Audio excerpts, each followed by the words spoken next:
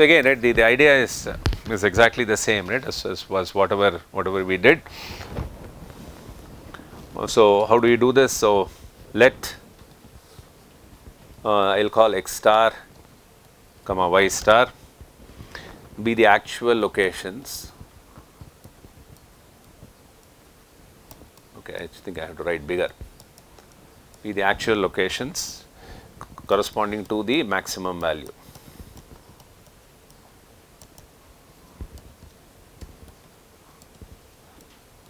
To the maximum value. Okay. And then let us do a Taylor series expansion.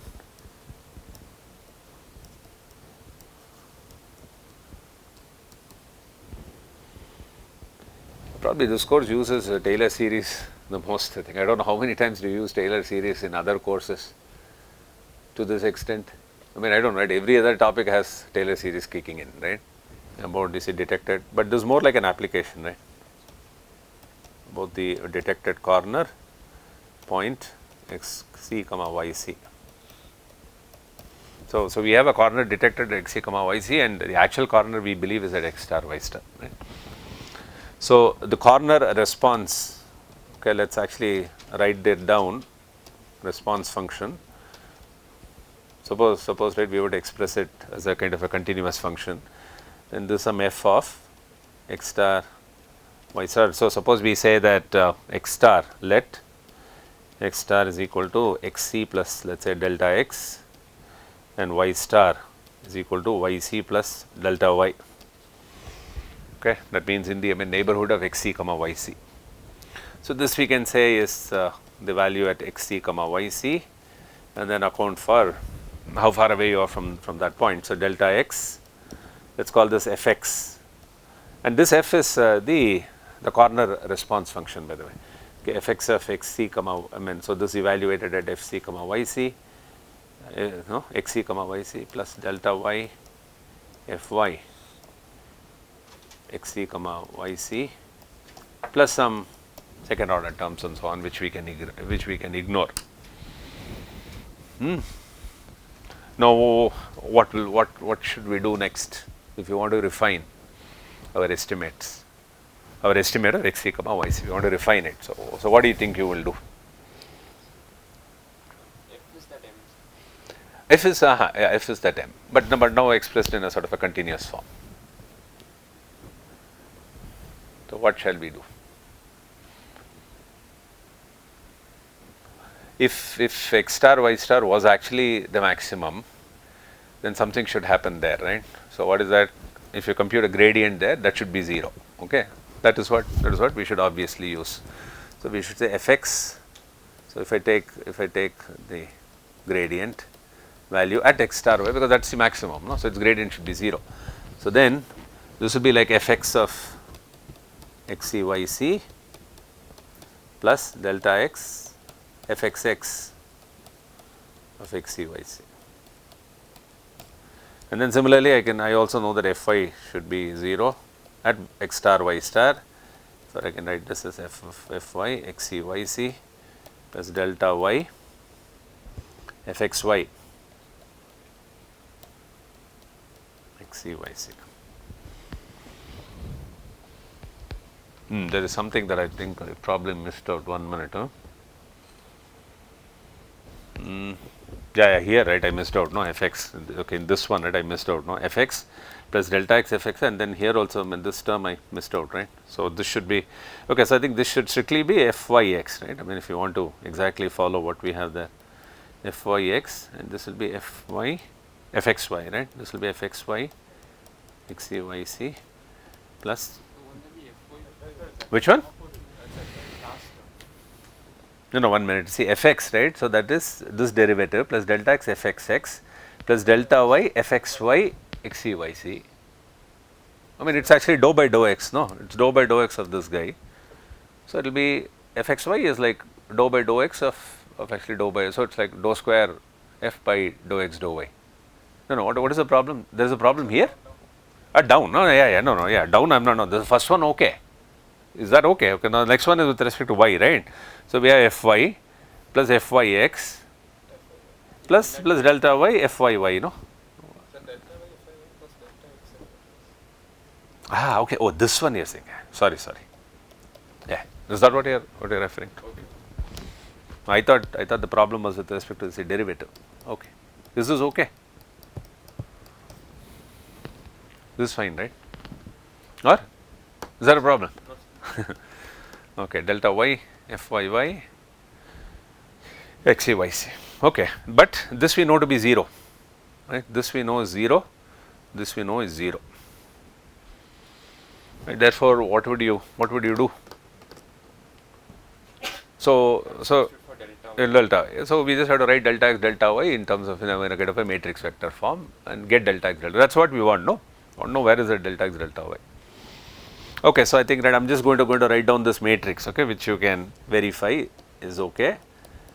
Fxx of xcyc, fxy of xcyc, and fyx of xcyc, but most of the cases, right, they'll just assume fxy to be equal to fyx, fyy, xcyc, and then into delta x delta y, that is the unknown,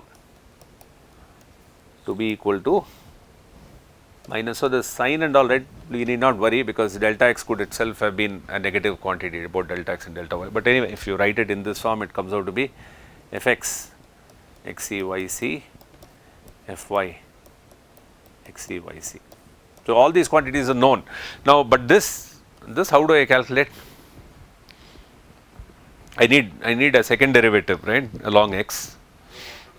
Yeah, so we can use a kernel, right? So what kernel would you go for? What would be the entries of that kernel? Laplacian will give you some. Okay. Whereas I just need fxx, right? So how will you do that? We did that, no? 1 minus 2 0, minus 2 1. I mean, that's how we got, right? 1 along. See, for x it was like 1 minus 2 1. For y it was 1 minus 2 1. We added both to get 1 1 1 1 minus 4. Now we are just using them individually, right? So what you will have is, it's actually a 1D kernel, right? So 1 minus 2 1, all zeros, right, elsewhere. So this will give me fxx, and for fyy, right, I should use whatever 1 minus 2 1 and then zeros elsewhere. And for this guy it will be 1 1 minus 1 minus 1, and for this one, right, which is check y is this, so it should be easy for you to find out. This is what will give you fxy, this kernel. Okay, and then once you have this, then you have this matrix now, right, and then you know this anyway. This is what you computed. I mean, no, fx, of course you need a derivative. So this also, then for this you will need a first order sort of a differencing along x, and this will be a first order differencing of the corner function along y, and then delta x delta y, you just simply invert this, multiply it with this vector, and that will give you the delta x delta y that you need in order to know exactly where the corner is, right, to what extent or how close you are to xcyc. Is that okay? So when displaying an image in the grid, the delta x and delta y can at most be 1 only. At most be 1 in this case, yes. Yeah, that's what I have. I mean, my guess is that it will automatically give a delta x delta y such that it cannot be greater than 1. That's what I'm thinking. But yeah, that occurred to me also. I was just thinking we are not constraining delta. That's what you are saying, right? We are not constraining it. But my feeling is in the kind of immediate neighbor. I mean, because of the fact that delta x delta y are small, that is why we are ignoring all the higher order terms and all, right? I mean, in that expansion. So I'm thinking that probably it just automatically comes that way. This invariance, right? The covariance and the invariance that we talked about the other day. What were the two things we were worried about? One was photometry, another was geometry. Right, now let's first kind of worry about geometry. Now is a corner. So let's first look at the simplest, right? Translation.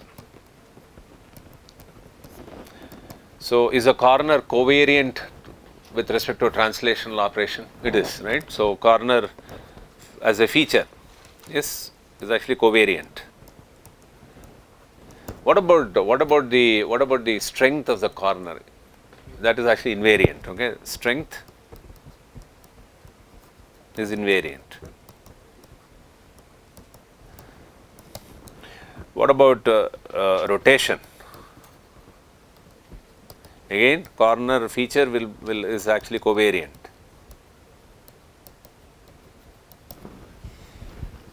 What about the strength? Strength is not invariant. Strength is not invariant. How many people agree with that? Let me give you guys some time to think about that.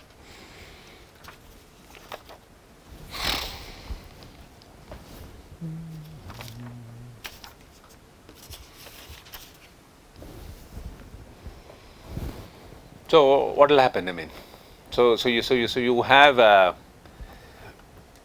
so the corner response, right? If you actually rotate, why would your lambda 1 and lambda 2, why would, I mean, just the eigenvector orientation would change, right? Just the orientation would change. Why would the strength change?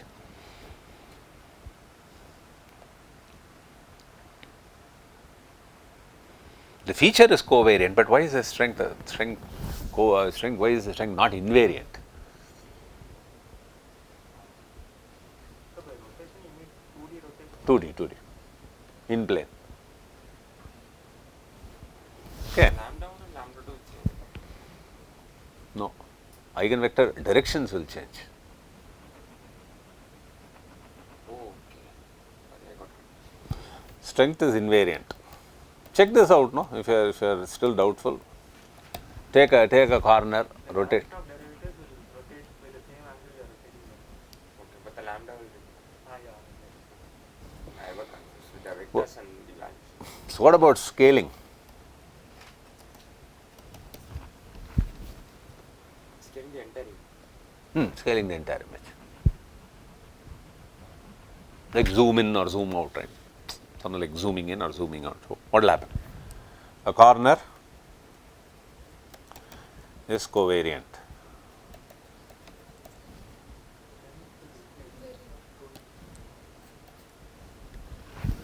Is not. Why? No, I'm saying it's not even covariant. Even the corner feature is not actually covariant with scaling. Why would you think that this? Why is it that with scaling we have a problem? Because a corner, right? If you zoom in, how will a corner look like? See. It may look like an edge sometimes. Exactly. See, a corner like this, when looked at a certain scale, it looks very sharp. Suppose zoom in, right? It will start to look like this. Okay, and then what will happen is some of these things would get flagged as edges, right? And this point itself, right, that you are trying to say declare as a corner, as you keep zooming in, right? In fact, right, they will look more and more like edges, because see, something like this, right, is going to look more like an edge and not like a corner, right? So depending upon the scale of the zoom, I mean, it's not like the strength will remain invariant and then the corner will remain corner feature will remain covariant. No.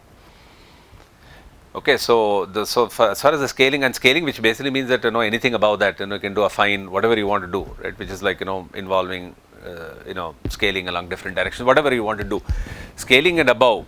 So the simplest things that it can hold against is a translation and simply a rotation. The moment you go beyond that, right, you do some scaling and all, right, then of course the even strength is also not invariant. The corner is itself. So I think let me just remove this and say is not covariant, okay, rather than writing that it's not covariant. Photometric, what can we say? Photometric. So photometric, let's say simple things. What can it hold against? Suppose I increase intensity globally, can it sort of hold against it? Yeah. Why? All of them are. No, that's right. But then, okay, all of them, but that's like a verbal thing. Because you're taking a gradient, and gradient will knock off that DC, no? Okay, there has to be a reason, right? I mean, of course, intuitively it looks like, I mean, everything goes up, then it shouldn't matter, but then that is true. So if I have Ixy plus A, right, invariant. That is Ix and Iy will Huh? remain same. What happened? Ix and Iy will remain same. Ix and no. I mean the image intensity, not the gradient. Yes, sir, but the Ix and Iy value should be same. Ix and Iy value. They will be same. Right? yeah, Ix and no. What do you mean by Ix should be equal to Iy? No. Huh. I said that Ix and Iy values will remain same. Huh? Yeah, exactly. No, what is it? What about scaling?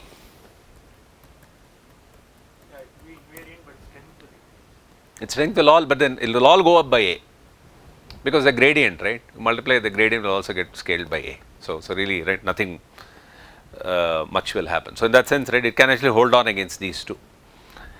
Other things, right? We don't. What problem may come? We'll handle it. we'll scale that also by A. No, Okay. done. Okay. Now what about the feature part? I see, right? This is only about finding the corners, right? So this is only telling where the corners are, but then we have to be able to match them. So matching is not easy, okay, with respect to Harris. It's not, there is no systematic way, right, by which you can do matching, but the thing, right, typically that is done is you take a patch around the corner and you match.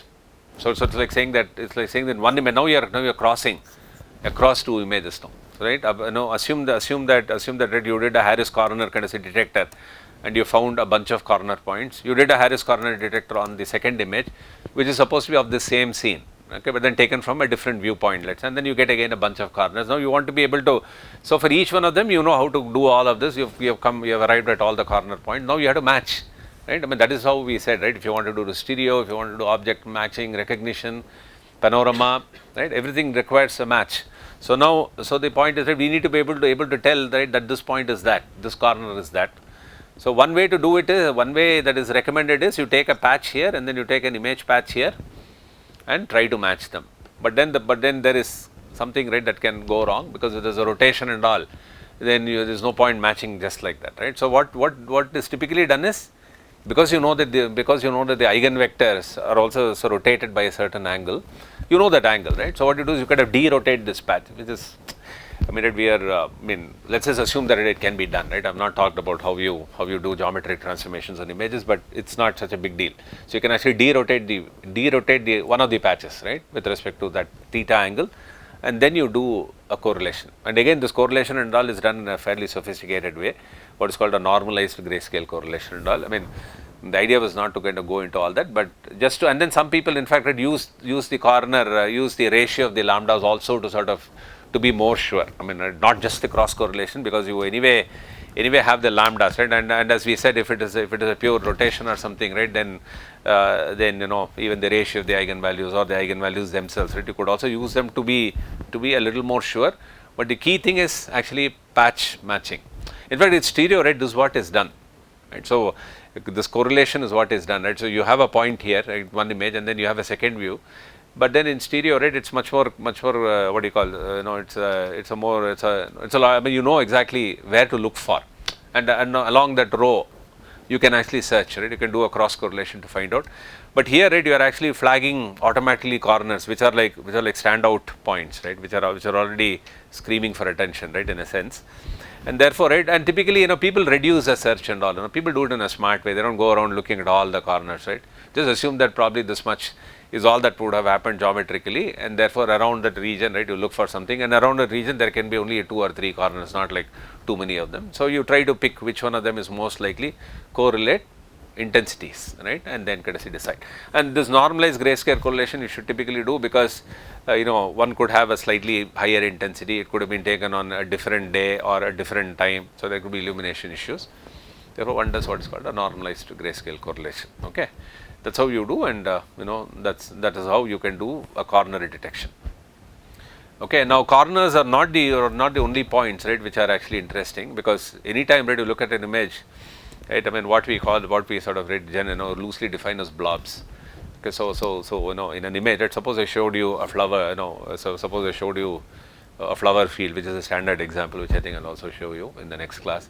I showed you a field, right, containing flowers, right, and then you can see that, you know, as you go back, right, the flowers kind of shrink in size, but then the ones in the front are kind of big in size, and each one of them looks interesting, right. So you need so when you flag interest points, so one is a corner is more like an interest point, whereas blobs are more like see region points. Well, yeah, I mean, right, instead of interest points, they are called as region points. I mean, it may look may sound a little contradictory. You're saying region on the one hand and you're saying point on the other hand, but that's the way it is. Okay, so they are called like region points. What it means is within that region something interesting is going on. Okay. Now, how to see capture that and how to kind of declare things like that, is it because that is what in an image, it's not like an image has corners all over the place, right. So you can't just depend on corners alone, and also the fact that Harris corner and all has some inherent weaknesses.